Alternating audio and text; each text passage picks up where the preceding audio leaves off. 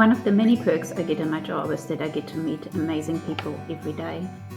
I have the privilege of gaining insight into what they're able to accomplish on an everyday basis and on many different levels. I often work to tweak or to optimize to add new tricks and tools, but I also learn a lot from every single conversation, whether that's with my students, my clients, my training buddies, and family members. So I asked some of them whether they would be okay with sharing their wisdom with more people, and the following podcast series is the result. Enjoy! This week's Weekend Warriors Rock guest is my longtime friend Antje. Antje is the head of people and culture at the International School Leipzig and has a background in cognitive neuroscience. She's a champion Taekwondo athlete, kick-ass mom of 3 teenagers, and all-round talent in managing lots of sometimes competing demands and pressures. Over the years, I've learned so much from my conversations with Antje, and I'm so very grateful that she agreed to have a conversation today and share some of her insights with a bigger audience. Antje, thank you so much for joining me from the other side of the world. How are you doing today? I'm really pleased to see you, and it's for me the first time actually to be online and to share thoughts, and because I'm not the one who is really active in social media at all, so it's a new experience, and All the more I appreciate you jumping in because I know it's hard. And I'm also not a very public person. I used to struggle always going back into first year lectures and standing in front of an audience of just a couple of hundred students. I hated it. But I think hopefully, you can get over the nerves and we have a really enjoyable conversation like we normally would. And just forget about anyone who might be listening in. So I know it's the evening now. What have you been up to today? It's bright and early here. we have 12 hours difference right now. Today was quite a full day. It's really started very early and went on, it felt like all day. Lots of meetings, but also laughter, so all good. Then I went home. My husband and me went for a walk because I really had to clear my head. Then we made dinner. And now I'm here. Really appreciate it. Especially after a long day. I'm a morning person, I think, from our time together. You are pretty much too, hey? Yeah, kind of somewhere in between. I'm getting up earlier than 6 p.m. is painful, so I'm not that early. But I also go to bed 10:30 latest. I think that found actually that the sleep before midnight is quite important. So that makes sense. So obviously we've known each other for forever. I was thinking, how old is your oldest now? He was a baby when 21. we first met you. 21. 21. Gosh, for that many years. Makes me feel old. But obviously the audience doesn't know very much about you. Do you want to share a little bit where you're from, where you've been, where you're based at the moment? So I'm originally from Magdeburg. It's a city in Germany, close to Berlin. I grew up there. I studied there psychology, and then I applied for a scholarship and moved to New Zealand. And originally I had planned 9 months stay in New Zealand, and it's always different than you plan, right? So it turned out to be 4.5 years in the end. Really enjoyed my time there, got to know my husband and had my first child there, met you there at university. And then we moved back to Germany more for financial reasons mainly. This was just very tough at this time 20 years ago with a child in New Zealand with no daycare, and I'm not a stay-home mom. It's just not me, so we had to move on. And I got a job offer in Australia, and for Andrew this was not an option at all. Kiwis and Australians. So he said he would like to learn German, so let's move back to Germany, and this we did. And since then, we are living here since 2005. And I was open to where we find a job, basically. and it turned out to be Leipzig, and we are really happy with Leipzig. It's a wonderful city, green. I know that you also lived here for some time. We crossed And over there a couple of times, yeah. yeah, yeah, our pathways always crossed, not just virtually. So yeah, so we are really happy here, and it's our base at the moment. Mhm. Mhm. And some of your kids are at home, and I believe the oldest has gone to New Yeah, Zealand back to again. museum, back to his roots. Yeah. Exactly. Yeah, yeah, yeah. Yeah, he always felt like he kidnapped him, and he always didn't really feel home here in Germany. Using sentences like, "You do this, blah blah blah blah. We actually do it like this," and referring to New Zealand. And it's like you have been tiny. Interesting. So for him, when we visited New Zealand it was Christmas time, 2018-19, he really had the plan. I want to live here. I want to study here. I want to return. And this he did. And it's interesting that now that he's older, that he also sees it's not everything is not gold in New Zealand, and it's what is home to you. So I think he's also making some experiences. For example, he's missing very much that you can just sit in a car and drive to the next country. There's no border control, nothing. You just drive 3 hours and you're in a different country. And this he's missing a lot. So, yeah. Currently, he's in Wellington attending a conference and had a Oh, 9 hour wow. drive. So Oh, he likes exciting. driving, but still, you drive 9 hours and you're still in the same country. Yes. Well, that would Yeah, have been the same if you'd gone to Australia. Goodness me, from one side to another. That's even more extreme, isn't it? yeah, exactly. Yeah, yeah, yeah. Yeah. Oh no, that Mhm. sounds cool. And otherwise, the other two, are they planning to go, or do you think they're pretty happy where they are at Um, Leipzig?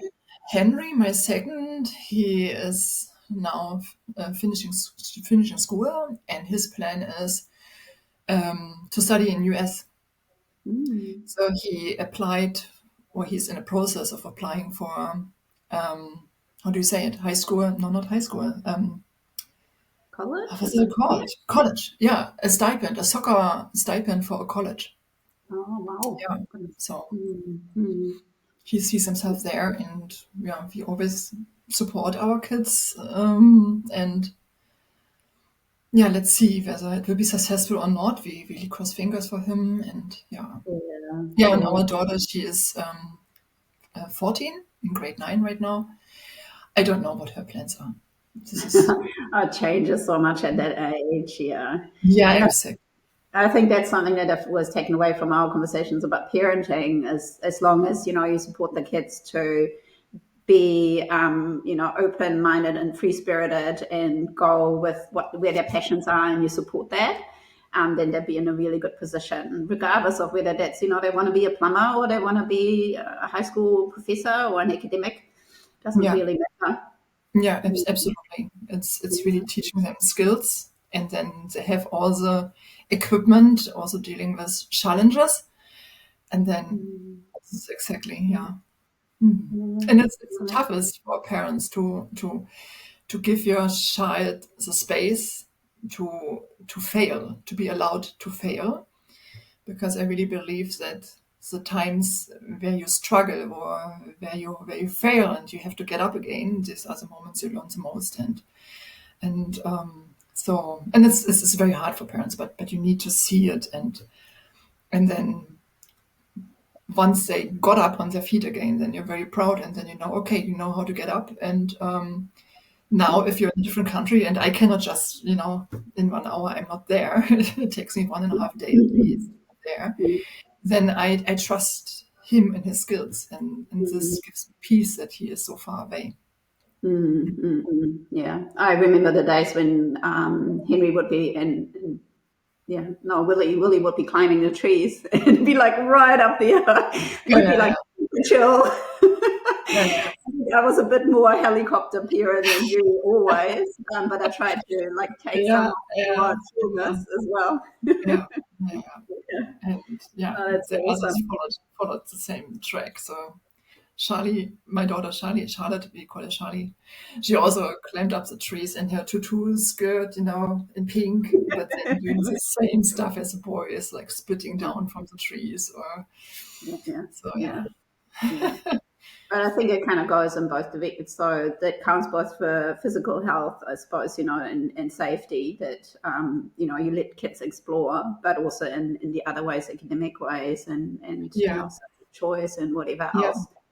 So I think that's awesome that you can support that. And obviously your parents gave you that too, to say, I'm staying in New Zealand, thank you very much, which is pretty I'm not awesome. sure whether he's actually doing it.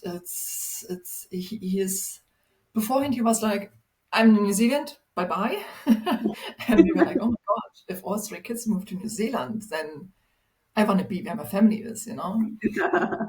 But now it's like, yeah, I'm not sure. Maybe I want to move to Asia and work there for a while. So it's like, but I'm really glad that they see the world as their home. They're confident Mm. and they're bilingual, and English is one language. So Mm. Mm. I like it that they feel curious and have the strength to just explore life. Yeah, yeah, yeah, yeah. And I think a lot of that comes down to modeling. And that brings me to, I guess, one of the questions I was really keen to explore today. And that's about, I think you've just got this amazing capacity to juggle, like I said earlier in the introduction, juggle lots of different things and still, really come back to home in yourself and be like in a position where you're whole in a way. I don't know whether that makes sense, but when we're having Mhm. conversations, I always feel like you're very centered and in control of what you can.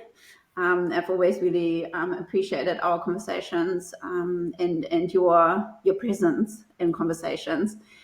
What gets you there? What's the magic? What can you share?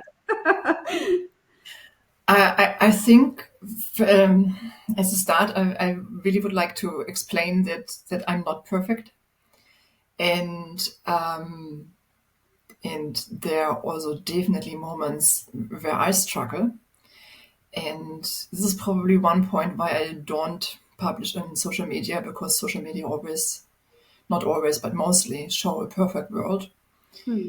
And everything has to be positive. Everything is happy life every hour, every second. And if not, then you do something wrong.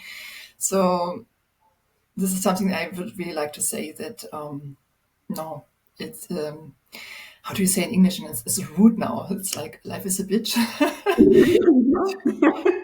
It it, is. it yeah, it can really bring events that you did not foresee, Mm, and it's hitting badly. And it's really a question how you deal with it.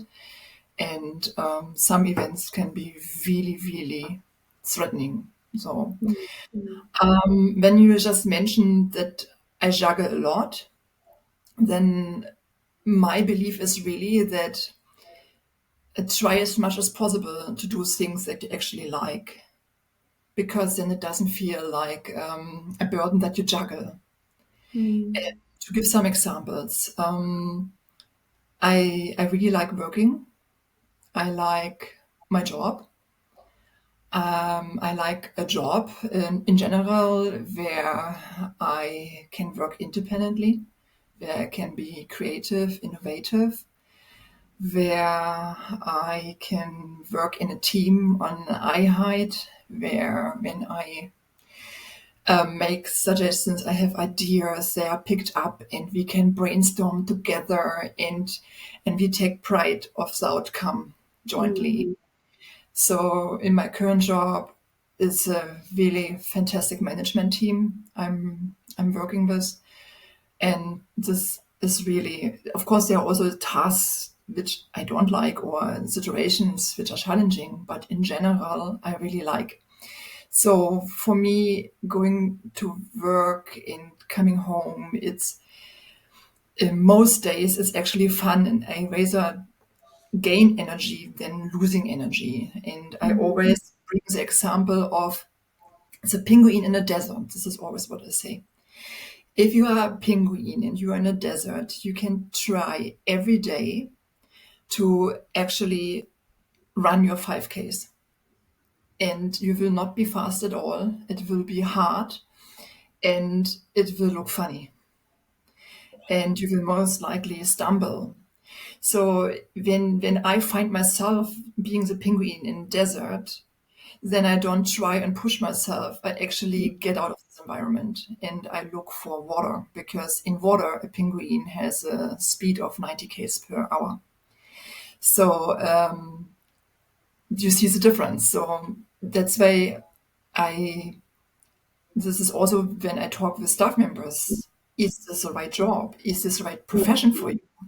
It doesn't mean that you are not competent or a failure. It may not be your profession right now. Something else is your calling, and some people just don't know what to do in their life, and they take on a job that a friend is also, choosing a study at university because a friend is enrolling in the same course, or because the parents are lawyers, so you become a lawyer. But when you reflect on it and you find yourself in a desert, then find your water. Then, when you mentioned beforehand the World Championship in Taekwondo, for me, sport is, I just love sport. Not every kind of sport. And it's important to find your sport. And so martial art, for example, is something I really like. And there are also other sports I really, really like and enjoy. And again, I have fun. For me, it's like going to sport gives me back energy, and I meet people and we talk and we joke, and it's a lot of laughter, and it's trying out some things, some new movements, and it's like not managing and laughing about it, and then Yeah. trying again, and then seeing the progress, and I also feel good after sport, and I don't mean that it's always a hard, challenging sport. I, for example, also enjoy yoga on a regular basis. I hate, for example, jogging. I know that you're a jogging person. So jogging, no way. But I like going for walks, like fast walking and along the river here where I live. And so this gives me razor energy, and I put it in my day because it's more a booster than another task I have to juggle. And I don't do certain sports because this is maintaining my figure, for example. I would hate it. I look for something I like, and when then the muscles are maintained and the figure is maintained, then well, great Nice. side effects. Side effect. Yeah. Yeah, exactly. And there was also a time where I really struggled to juggle certain things. Because when the kids were younger, then it felt a little bit, it felt like I baked a cake and I served everybody during the entire day. You got a piece, you got a piece, you got a piece. And in the end of the day, on my tray, I had one small piece that already collapsed, you know what I mean? And you are like, oh my God, now I can sit down, I can enjoy it and just move the crumbs together and also get something of this cake. And then often it also happened that this didn't even work out. Because what I mean is I planned some time for me in the evening, but then my kids they didn't settle, they didn't want to go to bed. They tried to test their limit or my limit, yeah. And this was really frustrating. And then I changed my tactic. So I maybe this is something that is typical me. I'm not the one who just sits there and complains about the situation. I think what I could do instead. So I came up with the idea, a very greedy, egoistic idea. I have the first piece of cake myself before I serve anybody else. So what I did was, and I think my daughter was 3 at this time, I just got up half an hour earlier and I took the time for myself. At this time, I couldn't leave house because, I had the 3 small kids at home. So I either did yoga or Pilates online. YouTube has lots of videos. And afterwards, it was like I had my piece of cake. I'm satisfied. Mm. And now I have the patience of the world for my child, not wanting to get dressed, in being tired, and needed a additional hug and an understanding, and how bad it is to go to kindergarten. And I had this patience. Yeah. And even if the evening wasn't calm and quiet, I had my piece of cake already. And I still do this. I still have my mornings to myself. And Nice. now that my kids are older, I can also leave house. So, for example, now I ask myself in the morning, what do I feel like today? Do I want to do yoga or do I want to go for a walk? And then in the morning, I love to go for a walk. It's a little bit over 4 Ks, and it's along the river. And in winter, when nobody steps through the snow yet, it's Yeah. me first. And I take some pictures. I can see the sunrise. That I come home, have a shower, go to work, and it feels like I had a big piece of cake for myself already. Yeah. Oh, I like that cake analogy. I've heard it often in terms of fill your cup first, so make sure that Mm, you can keep mm, pouring during the day. And I really relate to that early morning time as well, when no one else is about much. It seems much calmer, and you've got more time mm, for reflection as well. That's a really cool strategy. And I guess whether you use that for reflection, like you say, or movement, or both together, even better. That's really really awesome. mm, mm. Um, and I think at some point prior to the recording, we also talked about you have a strategy of recording a meeting with yourself or scheduling a meeting with yourself. Is that kind of similar idea? Yeah, yeah. There was a time at work where it was really demanding. And I implemented a new software in very short time, where you usually need 4 weeks for it full time, and I did it, I don't know, 3 weeks part time on top of the other job, and it was a mid of recruitment phase, onboarding phase. So it just felt normal after some weeks to work until 6 or 7 or even longer. Mm. And as I said, I take pride of my job, and I also got lots of things accomplished. But then I noticed you also need resting time. It's even so you like a job, you need resting time. And latest, when my line manager came up to me and said, "Hey, you need to look after yourself. This doesn't work." Then I was again thinking, what can I do? And to be very honest, at this time, I actually felt guilty leaving work at the end of the day, because I really felt like I skipped school. When I was a kid, teenager, skipping school. So I felt like I do something naughty, and then I was. It was hard to find the end point on a day to actually leave office, because there's always something. Oh, I just do this, and then if I do this, then I can just take it off again. And it's like, no, no, no, I need to get out of the cycle. So what I did is I signed up for a gym membership here nearby, and they have fabulous courses. So a really a huge variety, and every day is something different. And most of the courses, like 80%, I really like. And it's like, okay, so now I have an appointment with myself. The earliest course starts at 5 p.m. And I need to be ready 5 p.m., standing there in my sports clothes with a drinking bottle and everything. And so I have my appointment. And this helped me a lot to get my work life under control again. And I still do this. So my appointment is at 5. And if I need to touch something afterwards, which also happens rarely, then I do it. But again, I had my piece of cake already. And my brain is, again, I had a break. You know what I Yeah. mean? Yeah. So if then I have a phone call and we juggle ideas, then I'm creative again. Mm-hmm. Yeah, yeah.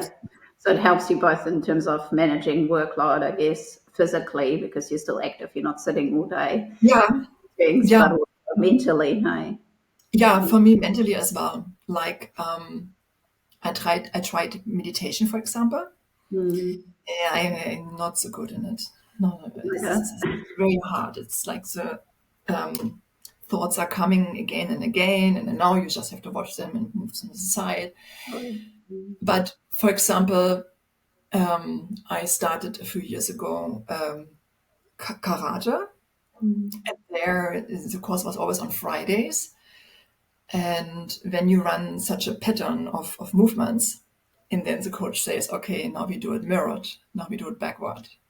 Then you really have to concentrate. You're so concentrated. You really need to think, which direction do I have to move now? Turn, which arm? Oh no, it's this way around. So it's a lot of coordination, Yeah.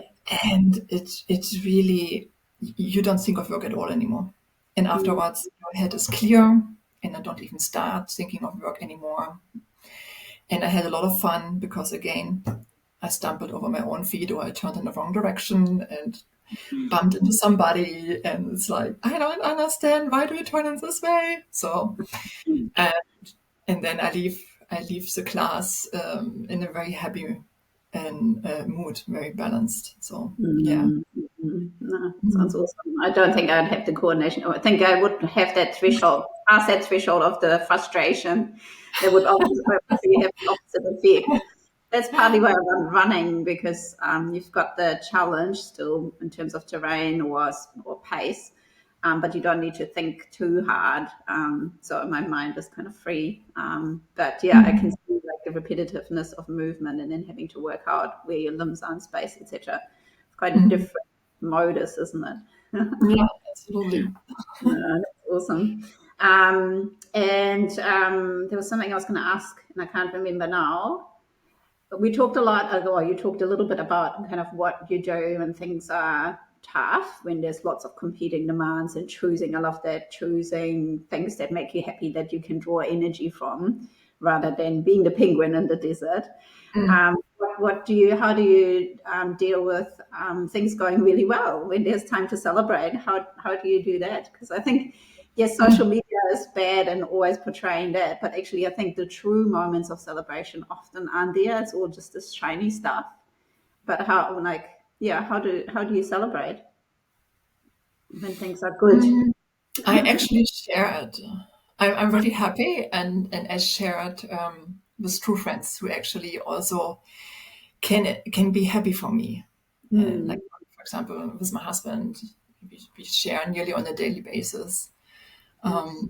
what we managed today, or I asked him for guidance, for example, how he would tackle a certain situation which I find challenging. Mm. We speak it through, and we always do it while walking. This helps Yeah. us to talk and to think and be creative. And then when I come home, he is like, "And how was it? Tell me." And then I tell him, and it's like, "Oh, this really worked, and here I had to invent something, and I did this, and it Mm. also really worked." And so it's a moment where I share. I think it's sharing with someone is who also can enjoy the happy moment with me together Mm. is giving me more, if instead of pouring myself a glass of wine or something like this, Yeah, yeah, so yeah, really yeah, yeah, talking about it and reflecting about it. Yeah. yeah, yeah.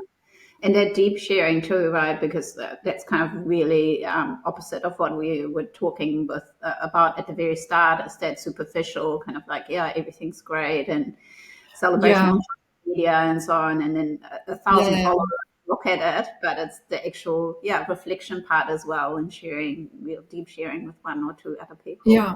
Yeah, Um, because when you really share it with people you're close to, then they also see your pathway, which you had to mm, walk mm, to get where you are right now. And they were your cheerleaders for you the entire time, and mm, encouraged you, um, or it helps already to just juggle some thoughts. And do you think this is the idea, or I would try out this? And it's really it's giving some hold as well to be able to juggle it on the way. Yeah. And maybe something comes into my mind right now, and it's going back to what do I do if something is challenging. So one challenge is to juggle certain different, you call it tasks, right? Things you would like to complete or accomplish on a day, but sometimes certain situations can be a challenge, or a task that is on your plate right now is just too much, overwhelming. Like for example, we had to move houses, not on a voluntary basis, and finding new housing is quite a struggle in Leipzig. And we actually really liked our place. So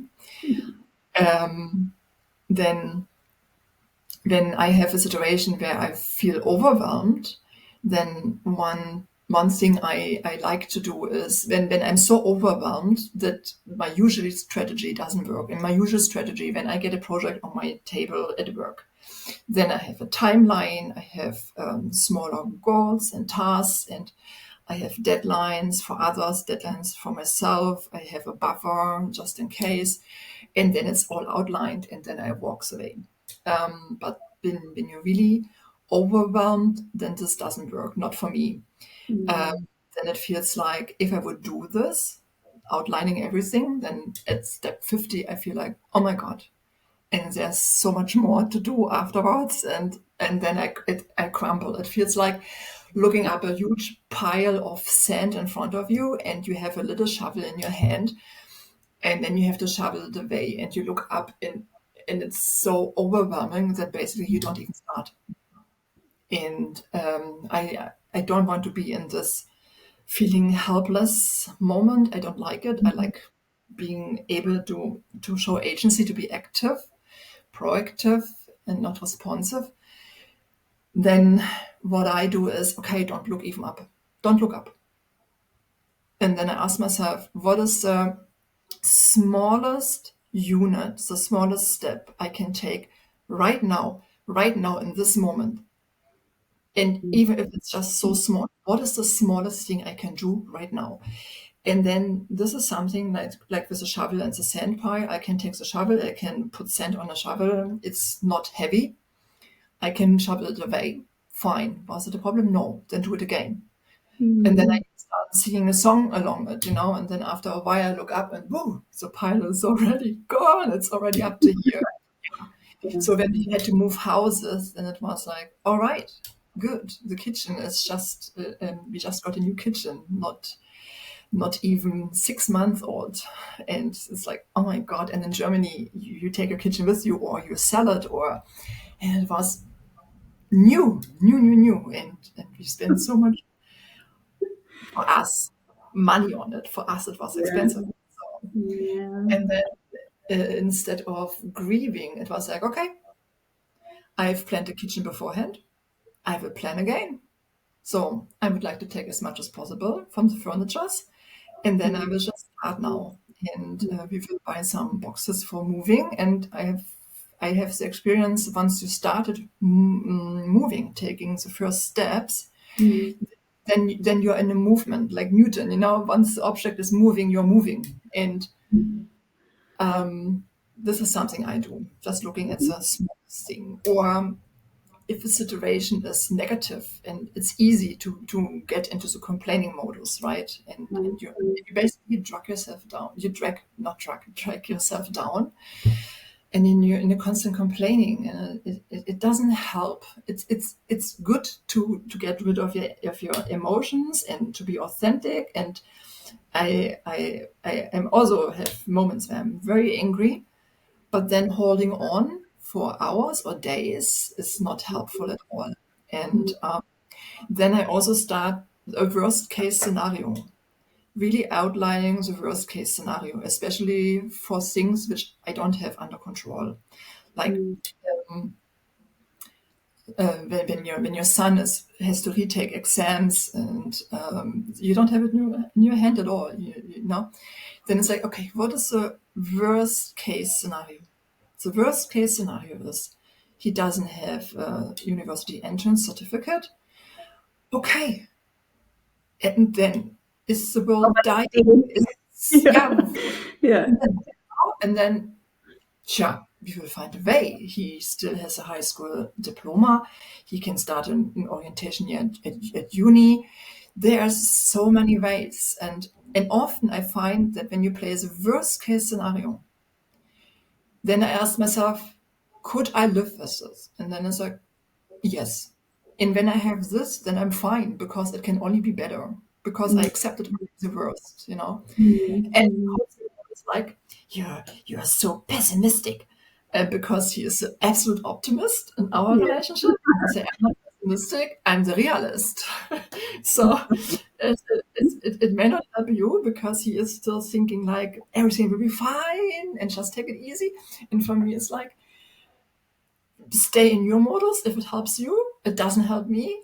I will yeah, just report for myself the worst case scenario for myself. You know, you don't need to join me, and it mm, helps me. And mm, then I can accept the situation much easier yeah, and move yeah. Well, it's very on. lovely that you've got that dynamic. Also, I think sometimes people are drawn to the personality that they are themselves, and then actually it doesn't work. Whereas if there's the opposite dynamic a little bit, Yeah, that yeah, yeah, works quite well sometimes, even though it's also can be frustrating. Yeah, yeah, I know that yeah, about you as well. yeah. Um, And I do a lot with humor. Like I find humor is so important. I really believe we take us often too serious. yeah, yeah. And when you work with humor, for example, with my kids, I found it very challenging to bring up kids. I'm still in the process, not succeeded yet. Then I found that working with humor is much easier. It lightens the situation. For example, um, when my son was telling me I can go to bed by myself and you don't have to tell me I'm already a teenager and you have to give me the freedom, and you have this typical conversations with your teenager, then I just told him, listen, um, I'm coming from neuroscience and I know that you don't have a prefrontal cortex. So this prefrontal cortex is still developing. And until you have a prefrontal cortex, I'm your prefrontal cortex. And I tell you now, you go to bed because tomorrow you will have this and this consequences. So then he had to laugh and he said, oh my God. And then policeman is on the way. And it's like, yes, I'm policeman. And so it helped to ease the situation a little bit. Mm, mm, And mm. yeah. Yeah. I like the sand pile and the shovel. I frequently use that strategy, work or training or whatever, or if I'm running a long event where I'm thinking, like as in race, gosh, 42 kilometers or 53 or whatever else. If you at the start, if you think about the whole distance, it's just going to be harder. Mm. Because if you Yeah, think yeah, about exactly. a couple of K and the next couple of K, that really helps. And the same with work. So I'm very much use that as well. I think that's a very powerful strategy. So we talked about tough times and good times as well. If I put you on the spot and say, what's your biggest achievement? What would you say? Bringing up kids. I found, I still, and I'm not finished yet. I find this the toughest, to be very honest, because this is something that nobody really prepares you for. You have the role model of your parents, and otherwise there's nothing. There are many, many books, and every book is telling you something different. When we moved houses, I got all books and I put them in front of the door to be gifted to whoever wants to take a book. And I said, I will never ever look into this again. And once I actually succeeded and brought up my kids, I will write a book. And I will also talk about the struggles. And it's not one fits all. I have Mm, three kids, and what worked for one kid didn't work for the other one at all. And I always had to be creative and find a new way. mm, And in reading some of the books and trying to apply the methods did not work at all. It's yeah, yeah. And this was the toughest when you really feel like, oh my God, what do I do now? You feel helpless. And then, unfortunately, the pressure of society is there. How kids have to behave, how you as a mom have to deal with certain situations. And and then in addition, and this I also find really sad, is rather competition between moms or parents in general instead of support. So everybody, the same as social media, everybody talks about the child. So Mm. lovely. Oh my God, he can read already. And he's reading 3 books. And oh my God. And my kids didn't, you know, I have 2 kids with severe dyslexia, one child with ADHD. And I was still trying to teach them the reading. You know, I taught my kids German reading, where each syllable has a different color because in German the words are very long. And they were too clever. So when I read a book once, then knew it by heart. So I No. was running to the library, and they were very kind. They even ordered the books from different cities because we read all books already, but it was just 10 pages and a few sentences, and we struggled through. And then, oh my God, your child is still reading this. Oh, my child already reads Harry Potter. And so it was really a time when I really distanced myself from many, many parents Mm. like it. And I had to find here my strength, to trust my gut feeling and to be innovative with my kids, what works for them, because there was actually nothing I could rely on, nothing that, you know what I mean, just some ideas. Mm. And there were many moments where Andrew and me were sitting and also brainstorming what we could do. And then we were also supporting each other, like, you will see, they will turn out fine. And, and Mm. yeah, so Mm. Yeah, I can see that. And I think you've done an amazing job and continuing to do an amazing job. I find it also hard, but really rewarding at the same time. So it's like a puzzle that keeps moving as you're trying to work it out. And you just yeah, think, you've got this the key, this is is going to good work, meeting. Yeah, communicate, and so on. And then they grow older, they're, maturing in a different direction than what you'd anticipated. And it's different yeah. all again. And you can find a different strategy again. Yeah, absolutely. So, for example, just to give you one example, my daughter, the youngest, the youngest seems to have always a problem to get their independence because they're the youngest. And of course, she is screaming for independence. But freedom comes with taking on responsibility, and often with teenagers, this doesn't go hand in hand, right? So you try to leap in because you can see that this is something that will fail. And for example, she goes to school and forgot her drinking bottle and her lunch to pack, you know. And then the first urge was, oh, I have to drive to school and bring her the food and the lunch. How will she survive? But then I was like, well, she will not die. And how else does she learn? I don't want to bring her lunch when she's 30. And Mm. I can talk with her. I can explain, hey, create a routine for yourself, pack your stuff in the evening, take care, take on responsibility. And when she has the fight that she is fighting for freedom, then I always ask myself before I say something, what would I do when we would be flatmates sharing an apartment and she's an adult? Would I also ask her, hey, did you brush your teeth? Hey, did you do this? And she's 14. Mm. So I need to give her the space. And then thinking of she is a flatmate helps me to actually give her the space and allow her to fail and come home and say, today I didn't have food. I'm so hungry. You know what? The next days she will not forget her food anymore.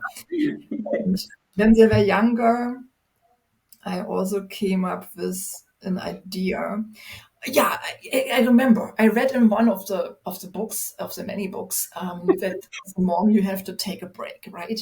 And if it's just going over your head, and there's nobody. You can just say, hey, your turn. It's yourself. Take a break. Go in the kitchen, make yourself a cup of tea or a cup of coffee. Have your 5 minutes, and afterwards, you're fine again. Back round number 2 or 3 or 10. And I was like, yeah, I will try this. I went in the kitchen. I was really on my limit, right? So I went in the kitchen and I closed the door and started to do my tea. Nothing with peace, forget it. My child was too small to reach the handle to open the door, and was very frustrated and started crying and hammering against the door and mommy. It was like, okay, there's no peace, not at all. And the oldest also didn't want to look after the younger, and it's like, no, I don't want to play with her. And then I had an idea. Hey guys, does anybody want to bring the rubbish out with me? No. I was like, yes. So I took the rubbish out and back in the backyard. We had a bench, and I was sitting there for 5 minutes, inhaling the fresh air. Took my rubbish bin, went upstairs again, and since then I had my moment to myself without a tea, but with a rubbish bin. Yeah. But Well, I look forward to reading your parenting book when it's written with all those tips. yeah, So, yeah, for one thing that worked for me always is a change of scenery. But I have to say, I only work with the one child, now a teenager. It's just to get out, go outside, fresh air, different, sensory stimulation, change of the environments, movement. All of that really, really yeah, helped when I got overwhelmed or was stuck, and I frequently am now with a 17-year-old in conversation. yeah. He likes to discuss stuff, which I love. My partner doesn't. And we get to a point where there's just an impasse, and so then I often say, "Let's go walking," and then we can carry on talking. But I love the rubbish bin strategy. I never discovered that. It's too late now, Devin. Yeah, they still don't want to bring the rubbish out. Sorry. No, no. Well, our problem is it's 2 meters literally, so it's not going to work. Yeah. No. Awesome. Thank you. I'm just conscious of the time. I don't want to be up all night. Goodness. Just wanted to know, are you reading anything exciting or interesting at the moment where you say people should listen or look at that, listen to that or look at that? That's maybe not parenting books, but anything else that you think No, would not be very helpful? Oh, I'm actually reading for fun. I'm reading a Oh, novel awesome. at the moment, Yeah. and it's a series of 3 books, and Mhm. it's explaining the life of 4 women, starting when they were 19 in 1909, and then just the 3 books describes their life. I'm just at I finished book 2 now. I don't know. At the moment, they're mid of 60, but I liked it very much because it's showing the real rough life, and in combination with history here in Germany, Mm. um, how they also had to find their way with the struggles with concentration camp, or with someone dying early because there's no medical care, or and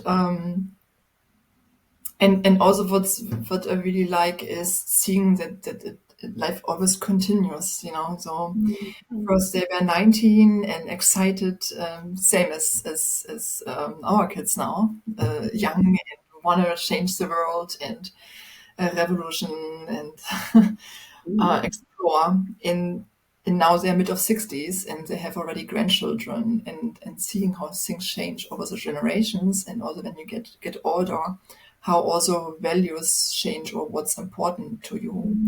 Mhm. So yeah, and then I read another book as well, and it's a krimi. How do you say it in English? Krimi? Like a crime novel? Yeah, crime novel from Tess Gerritsen. She write. I like her writing style very much. Yeah, yeah. No. Awesome. Well, I'll put them in the show notes for people because kind of end of year holiday season's coming up. A, good presents, and B, we have a bit more time, hopefully most of us, to do a bit of reading. Yeah. It's nice to have a stack of fiction books, I feel. Yeah. I mean, the one which I'm reading, the one from the Four Ladies, it is in German, and I don't think it's translated in English. Yeah, it is. But I can Translation. definitely send you the author and the titles, Awesome. because there are 3 books. But it's really Yeah. nice. I also shared the first one with my mom, who only reads. It has to be bloody. She doesn't like anything else, like love stories or something like this. She doesn't like it all. And she really liked this book very much. And I only had the first one, and I didn't even know that there are follow-ups. And she was the one who organized the follow-ups and Cool. read Yeah, them. yeah. I couldn't stop. I really liked so. So I got then books 2 and 3 from her, and now I pass it on to my dad. So Yeah. That's one thing that's really awesome, I find, amongst friends and family to share books. And I always love the books that you gave me over the years. So I'm definitely going to look that one up. Awesome. Thank you so much for your time. Really, really appreciate it. So much I can take away, and then hopefully the listeners can too. I love the penguin in the desert, the sand pile shovel analogy, the whole failing safe strategy, and getting enjoyment out of what you do, and laughing, which is just so important. I think we don't do that enough. Oh, and genuine sharing as well. Stay on, I think, rather than all the social media surface level sharing, but actual true sharing. So I really appreciate your time and true sharing with me and some of our listeners. Thank you so much, and have a wonderful evening. Thank you, and you have a wonderful day ahead of Thank you. you. See you soon. Bye-bye. Thank you for listening. If you enjoy this podcast, click like on YouTube and subscribe to the channel on YouTube, Apple or Spotify. Weekend Warriors rock.